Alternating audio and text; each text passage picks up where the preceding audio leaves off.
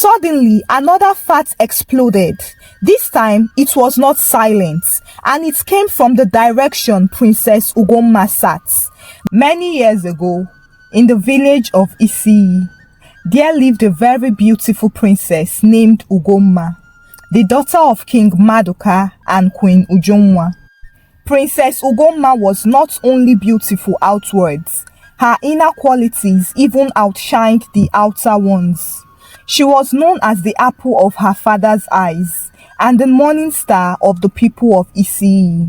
Her smile was so contagious that it could make anyone forget about their sorrows. From childhood, Princess Ugonma had a best friend named Eber. Eber was the daughter of Queen Ujunwa's best friend, and so it was no surprise that the two little girls soon stuck together. Whenever Eber's mother went to visit Queen Ujunwa at the palace, Eber went with her, and she became drawn to Princess Ugonma's lively personality, and ever since then, they've stuck together. Eber's mother was a single mother, and after she died, Eber was helpless and alone. Princess Ugonma begged her father to allow Eber live with them in the palace. The king granted his daughter's wish, and that was how Eber started living in the palace. Princess Ugonma never made her felt like she was not from a royal blood. She would share all her belongings with Eber and told her maids to also attend to Eber. However, in spite of being accepted into the royal household, it was very easy to know that Eber was not royalty. Whenever Princess Ujunwa and Eber walked around the village, the princess naturally outshined Eber. The princess's beauty, her radiant smile, topped with her lively and joyful spirit, always enchanted the people to her. They would stop to greet the princess and hear something pleasant from her, without taking note of Eber's presence. As they grew into young ladies, the young men in the village soon started to admire the princess. Whenever they saw her walk by, they would stop to compliment her, and she in return would bless them with her lovely smile. These men barely took notice of Eber, who was always with the princess. It was as if Princess Ugonma always used a spell to hold their attention. Although Princess Ugonma was innocently replying to those young men, the other maidens in the village did not think so, as they felt threatened by the princess.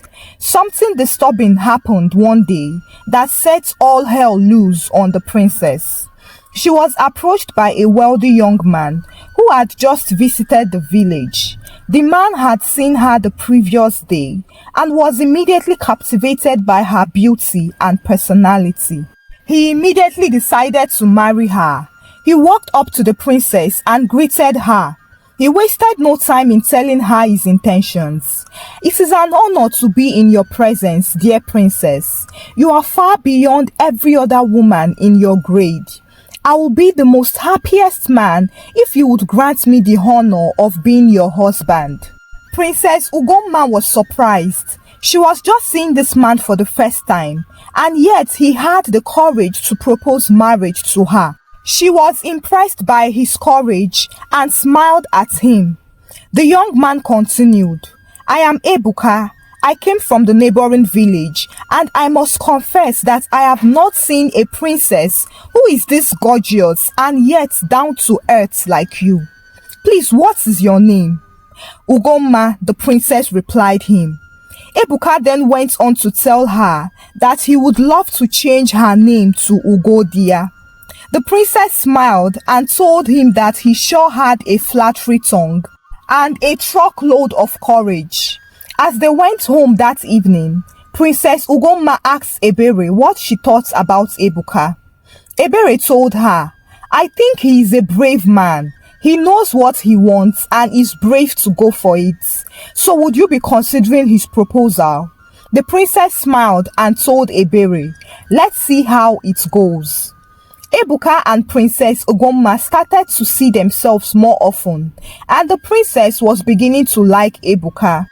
Then one day, Princess Ugonma and Eber were walking along the village paths as usual when four young ladies approached them angrily. One of them called Princess Ugonma husband snatcher. The princess and Eber were shocked and looked around them to be sure it was not them these ladies were up against. The same lady spoke again. Princess, or whatever you are called, you can deceive others with your devilish smile, but you can't deceive us. How dare you seduce my husband-to-be and snatch him away from me? The princess was confused and Eber wanted to confront the angry lady, but the princess told her to calm down. Princess Ugonma then asked the angry lady, I am confused here. Can you please tell me exactly who the husband I snatched from you is? The other three ladies laughed mockingly at the princess, and then one of them said, You pretender, don't you know Ebuka is her husband-to-be? Princess Ugonma was shocked. Ebuka, your husband-to-be? He never told me he had a woman he intends to get married to. I didn't know. Before the princess could prove her innocence, the angry young lady cut her short. Enough is enough. Your cup is full in this village. You can no longer continue taking all the young men away from us. You might do it to others and go scot-free, but not with me. If Ebuka does not marry me, then I will hold you responsible for it. Everything was going on well between us until you came into the picture. I promise you, you won't get away with this. The lady thundered and walked away with her friends. Eber was very angry. Why didn't you allow me to give that rude girl a piece of my mind? Who does she think she is to come before you and say all those vile things? She even threatened you. The princess looked at Eber and shook her head. Being calm was the best response we could give to them. Would you have preferred we engaged them in a fight? And then when people asked what we were fighting for, we would say it was because of a man. That would have been the most shameful thing ever. I would never fight for a man. Eber seemed to agree with the princess and she asked her what she intends to do concerning Ebuka. The princess replied, I don't know, but I have to first hear his explanation. The next time Princess Ugonma and Ebuka met, the princess had a gloomy look on her face. Ebuka was worried and asked the princess what the problem was. The princess asked him straight up, Were you going to marry someone else before you met me? Ebuka was shocked at her question, but he had to open up to her. I had met a girl earlier and we got talking, but I haven't gone to see her parents with any drink yet. Princess Ugonma was pissed. Ebuka, that's being shady. Since you know you were talking to another woman, you shouldn't have approached me. Now, all thanks to you, I got harassed by your wife-to-be. Ebuka was shocked. What? What happened? Did she hurt you? Princess Ugonma cut him off and said, None of these are important now. The deed has been done, but please, I want you to respect my decision. I can't have anything to do with you again. Just go and meet your woman and make amends with her, she said and left. Ebuka stood there looking at her shocked as she left. Did she just break up with him? No, that's not possible. He was angry and immediately went to confront the other lady. Ifeoma, where are you? Come out here. Ifeoma was inside the house alone when she heard a familiar voice screaming her name. She came out and was shocked to see Ebuka fuming with anger at her. Ifeoma, how dare you? Who gave you the audacity to harass Princess Ugonma? Ifeoma understood the reason for his anger, but she couldn't bear to lose him, so she begged him. Please, Ebuka, I was just jealous. I didn't mean any harm. Please forgive me. You were no longer coming to visit me, and so I felt it was because of her. Ebuka was not interested in any of her explanation, and he told her, You have achieved your aim, right? The princess has broken up with me. Ifeoma smiled secretly when she heard this. But her face soon changed when she heard his next words. "But newsflash, it is over between me and you. I would never marry a woman like you." Ebuka thundered and walked away. Ifeoma could not bear it, and so she ran after Ebuka, begging and crying. But Ebuka did not turn back. Neither did he return to their village again.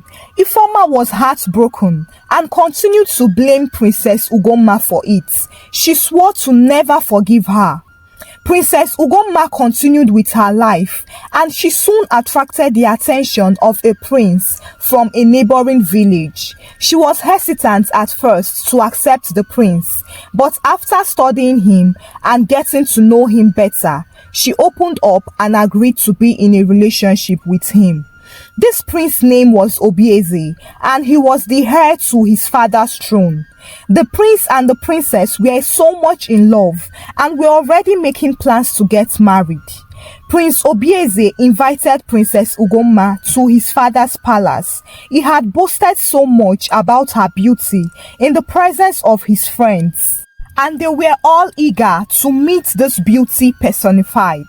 Princess Ugonma honored the invitation, and she was warmly received by Prince Obieze in his own chambers in the palace. His friends, who were already waiting for her, were held spellbound by her beauty immediately they saw her. They smiled and winked at the prince and went on to compliment her. The prince had planned for a royal banquet, and very soon the table was set by the palace attendants. They were all eating and chatting happily when all of a sudden a bad fat smell filled the banquet room. This smell was so strong, like that of rotten eggs, that everyone had to stop eating and seized their breaths. They all looked at each other to be sure their noses were not deceiving them. There was a weird feeling in the room afterwards as everyone became cautious. The smell faded away and they started eating again. Suddenly, another fart exploded. This time, it was not silent, and it came from the direction Princess Ugonma sat. The only people in the room were Prince Obieze, his friends, and Princess Ugonma, and so it was certain that if it came from her direction, then she was the one who released it. All eyes fell on the princess, and her heart started to beat faster. She was very embarrassed. When the first fart escaped, she was shocked as she did not expect it. She was, however, grateful that it was silent, and so no one knew she was the one who did it. But this second one was loud, and there was no way she could hide from the responsibility. To make matters worse, the smell of this second one was like triple of the first one. And no matter how they tried to hold their breaths, the smell just stuck to their noses. Prince Obieze was also very embarrassed. This was the first time his friends were meeting his fiancée, and the best present she could give them was her smelling farts. How come he hadn't noticed this before about her? His friends could not tolerate it this time, and so they stylishly excused themselves from the banquet and left, leaving only the prince and princess in the awkward situation. Prince Obieze was very angry, and he shouted at the princess, "What was the meaning of what just happened? Why would you choose to embarrass me in front of my friends like that? You could not even excuse yourself." Princess Ugonma was really ashamed of herself. She could not even look the prince in his face. She apologized to him. "I am really sorry. I did not know why this would happen to me today of all days. It must be something I ate earlier. I am deeply sorry," she said, and ran out of the palace. On her way, she met the prince's friends, who had told the prince that they had an important business meeting to attend to. Obviously, they had left because of her and were just standing there laughing about how a beautiful princess could not chain her anus. As soon as they saw her, they became silent and looked at her in an awkward manner. Princess Ugonma was too ashamed to look at them, and so she ran even faster to her village. When she got to the palace, Eber was already waiting for her to hear how the meeting went. But she was shocked to see the princess running as if she was ashamed and trying to hide from someone. She went to meet the princess immediately and calmed her down, and then they went into the room. Eber was curious and she asked the princess what happened. When the princess told her, Eber laughed so hard, and then she looked at the princess thinking she was just joking. She soon became serious when she saw that the princess was not laughing. "Princess, are you serious? How come? What happened?" Princess Ugonma started crying and could not say anything. Eber felt really bad for her and hugged her. "It's okay. I believe the prince will understand that it's not your fault and will come around soon." Prince Obieze later came to visit Princess Ugonma to reconcile with her.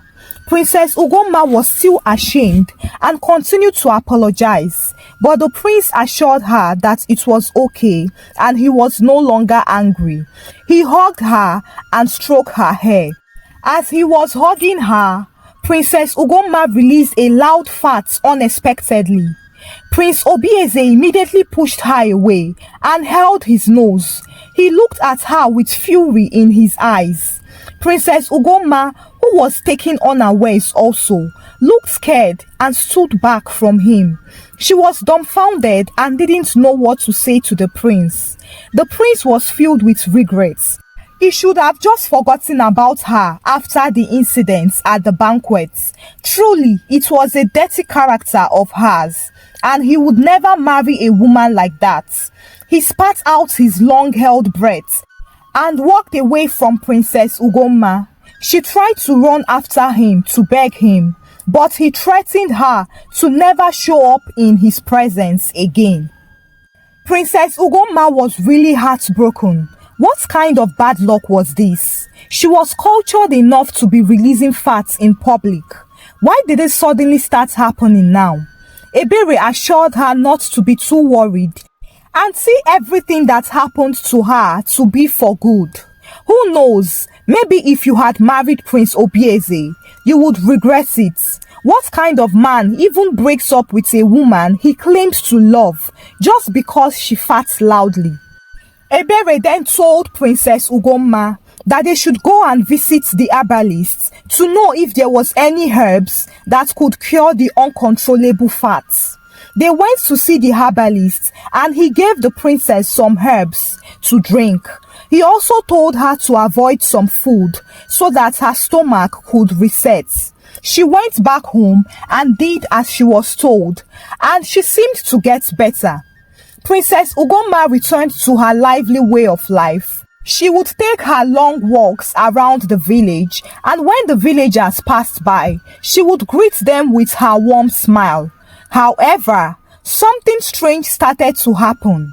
Whenever any man walked up to the princess to talk with her, she would unconsciously release a loud fart that smelled worse than a rotten egg mixed with rotten beans. The man would not be able to condole the unbearable smell and would run away from her, closing his nose. This happened not once, not twice, but several times, and that was when Princess Ugonma knew that there was a problem. She noticed that it was only when she was talking with men that this fat thing happened, and not when she was with a fellow woman. At this time, news had already spread around the village that the princess had a loose anus. People started to spread the news all over and they mocked her, calling her the smelly fat princess. Those who were happy at this news were those young women in the village whose fiancés had once compared them to the princess or abandoned them because of the princess. One of such ladies were Ifeoma, who had lost her husband-to-be because of the princess. When she heard of the news, she was very happy and could not wait to mock her face to face. She met the princess one day and screamed at her, "Smelly fat princess, rotten egg princess. Why are you running away now? You think it is by being beautiful and attracting all the men to yourself? Of what use is your beauty now? Who would want to be with a smelly woman like you? What's that smell? Ugonma asked and laughed at the princess mockingly. Princess Ugonma felt humiliated and hurriedly went back home. In the midst of all these things, King Maduka and Queen Ugonma were really worried. They had never seen anything like this before and were sad that their precious princess was going through this ugly situation. They gave her all the support she needed and helped her in selecting her diet, hoping that one day it would come to an end. Eber had met a very rich man who was going to marry her. She told her friend the princess, who was happy for her and gave her her support. Eber had been a very supportive friend to the princess and she was sensitive to the princess's feelings also. She assured the princess that all her troubles would soon be over and she would meet the right man who would love her for who she was, regardless of anything. The princess smiled at her and they hugged each other. While all the men in the village avoided and scorned the princess, there was a particular man named Odili who felt really concerned for her. He had known the princess to be a sweet soul and believed that if at all she was going through this, she deserved all the support she could get. He approached the princess and told her that he would like to be friends with her. As he was talking, the princess released a loud fart and felt embarrassed. She apologized to him, but he said it was okay and he understood her situation. She was surprised to see that there was a man in the village who was not repelled by her smelly farts. They soon became friends and Odili supported the princess and never made her felt bad about herself. Eber was happy that the princess was happy again. I told you that you would see a man who will accept you regardless of your situation. All hope is not lost, Eber told the princess. Eber would soon be getting married in 1 week time, and King Maduka and Queen Ugonma would be standing in as her parents. The princess also had pledged her support for her. One day, Odili came and told the princess that he wanted to take her somewhere. She followed him and was surprised when he took her to an old woman in a distant village. Odili introduced the old woman as his maternal grandmother. She was a seer, and when Odili had told her about the princess's situation, she told him to bring the princess to her. Nne, as Odili calls her, told Princess Ugonma to draw closer. She told her to open her palms. She looked at Princess Ugonma's left palm and shook her head. She then looked at her right palm and sighed sadly.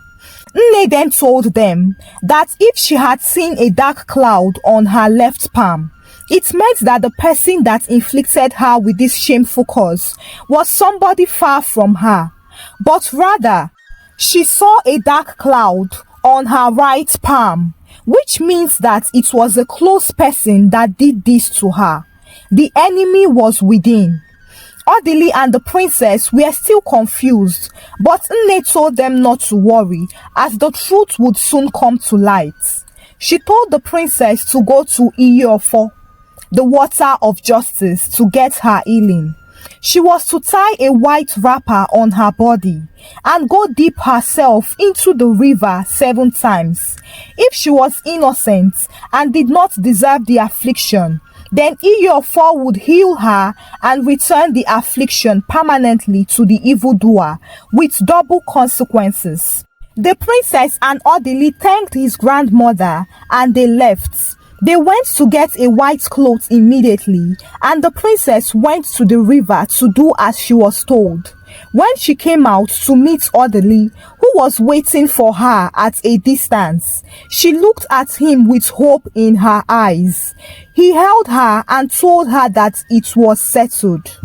They both went back to the palace and met Eber with her husband-to-be. Their marriage would be taking place the next day, and the young man had come to ensure that everything was already set in place. Odili and the princess went and greeted them while wishing them well in their journey of love. As they were talking, a bad fat smell filled the atmosphere, and they all looked at the princess, who was embarrassed. She apologized to them and wanted to leave, when all of a sudden, another fart was released. This time, it was very loud and came from Eber's side. They were all surprised and looked at Eber.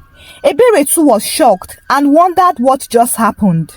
Before anyone could say Jack, Eber released a long series of loud, horrible farts that smelled like a rotten rat who ate a rotten egg before it died. Everyone had to shift back with their hands on their noses. Even Eber could not bear the smell, and she covered her nose too. Everyone was shocked and looked disgusted at Eber, but Eber was frantic at this time and pointed at Princess Ugonma. "What did you do? You were the one who usually farted." Odili remembered what his grandmother had said about the enemy within and immediately shouted at Eber to confess. If not, she would die. Eber tried to pretend like she did not know what Odili was talking about. But with the way series of loud farts were coming out of her, she could not deny anything, and so she confessed. "It's the work of the devil. Please, I didn't know what came over me. Since childhood, I had always been jealous of the princess because she attracts all attention to herself. I have hidden my jealousy all these years and pretended like I was not bothered. It was when she snatched the prince from me that I could not bear it anymore." Princess Ugonma was surprised. "Prince? Which prince?" Eber continued. "I saw Prince Obieze before you. He smiled at me and was going to talk to me when you suddenly came out, and then he became drawn to you. I was angry that you snatched him from me, and then I went to meet a powerful native doctor to inflict you with something that would scare away all the men from you. It was supposed to be permanent. I don't know how you got your healing. Please, I am very sorry. I allowed my jealousy overtake me." Odili held Princess Ugonma, who was crying at this point. The young man who was supposed to marry Eber spat out in disgust at her. "I didn't know you were this evil. Thank God for saving me from your evil claws. I don't want to ever see you again in my life. It is over between us." He thundered and stormed out of the compound. Eber fell on her knees and begged him to forgive her, but it was futile. She then turned to Princess Ugonma to beg for forgiveness, but Odili blocked her and took the princess inside. When the king heard of what happened, he was very livid and blamed himself for opening his doors wide to a beast whom he treated like a daughter. He threw Eber out of the palace and banished her from the village. Eber's affliction was worse, that even if she was standing with a fellow woman, she would release the horribly smelling farts. As a result, she could not live with anyone no matter where she went to, and so she continued to wander about endlessly. Princess Ugonma and Odili soon fell in love and later got married. The king and queen blessed their union and they lived together happily. I'll be talking about the spirit of jealousy today. This spirit is not a respecter of anybody and can possess anyone at any time. However, this spirit of jealousy does not have any power to act on its own unless we enable it.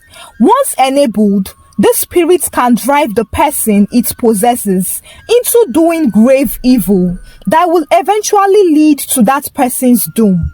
And remember that nothing can be hidden forever under the sun, and one must surely reap whatever he sows. So whenever you sense that spirit of jealousy in you, be quick to rebuke it and kick it out before it destroys you. Be patient and wait for your time. The good that has happened to your friend or your colleague will surely locate you if you have a pure heart. Thank you for watching the story. Please, my lovely subscribers, you know I love replying to your beautiful comments. Please ensure to say something nice about this story and also share with us what you have learned from this beautiful story. Subscribe to this YouTube channel if you've not done so, and give this video a thumbs up also. Share with your loved ones until I bring another story your way. Bye.